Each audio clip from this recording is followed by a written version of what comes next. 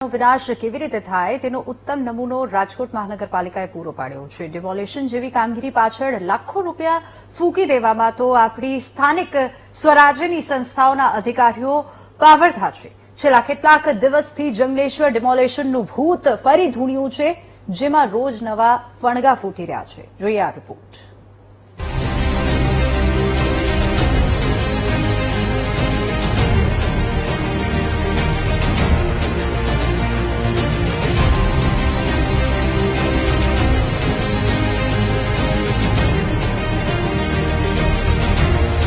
રાજકોટમાં જે વિસ્તારને વર્ષો થયા મહાનગરપાલિકામાં પાર્ટીઓની સત્તાઓ આવીને ગઈ, પણ જંગલેશ્વરને સાફ કરવાનું કામ ન થયું।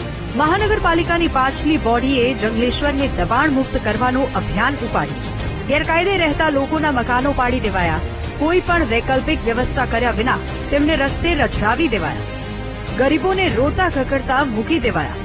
આખું તૂત કાયદાના નામે ચાલ્યું, પણ કાયદાના પાલન કરાવનારા અધિકારીઓએ એવી કળા કરી કે આખી મહાનગરપાલિકા સવાલોના ઘેરામાં આવી ગઈ। ગેરકાયદે વિસ્તારમાં ડિમોલેશન તો કરી દેવાયું, પણ બાંધકામો તોડવાનો ખર્ચ પ્રજાના પરસેવાની કમાણીમાંથી ભરાયેલા ટેક્સ માથે ભારે પડી રહ્યો છે। પહેલા ખાણીપીણીનું બિલ, પછી પાણીનું બિલ અને હવે વિડીયો શૂટિંગના બિલનો આંકડો એટલો મોટો છે કે સામાન્ય માણસની જિંદગી આખી માથે તોય ભેગું થાય તેમ નથી। સરકારની તિજોરી પર અધિકારીઓએ તરાપ મારવાની કોશિશ તો કરી, પણ નવા ચૂંટાયેલા પદ અધિકારીઓએ ભરાઈ જવાની બીકે બિલ રોકી દીધા। અધિકારીઓ તો ખર્ચને યોગ્ય ગણાવીને ગાડીઓ ગાળામાંથી કાઢવાના હવાથિયા મારી રહ્યા છે, પણ હવે મામલો મીડિયા અને લોકો સુધી પહોંચી ગયો છે, જેથી તેમની આ કાળી દાળ ગળે તેમ નથી। માત્ર ડ્રોનની તો ડ્રોન છે, તો પોલીસ તંત્ર પાસે ગુજરાત ગવર્મેન્ટ હોય કે કેન્દ્ર સરકાર હોય, જે ગ્રાન્ટમાંથી લીધા હોય, સારામાં સારા રાજકોટ પોલીસ પાસે ડ્રોન છે, જેની કેપેસિટી પણ કદાચ હું એવું માનું છું કે જેમને કોન્ટ્રાક્ટ આપ્યો તો એમના કરતાં પણ સારી ટેકનોલોજી અને કેપેસિટી વાળા ડ્રોન છે।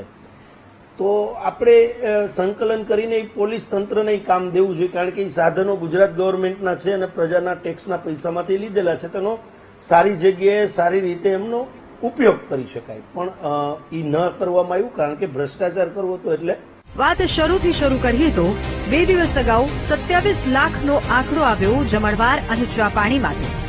આવડી મોટી રકમમાં તો કદાચ નાના સૂના સમૂહ લગ્નનો જમણવાર પતી જાય। કૌભાંડીઓ 231 રૂપિયાની એક એવી હજારો કાજુકતરી ઝાપટી ગયા।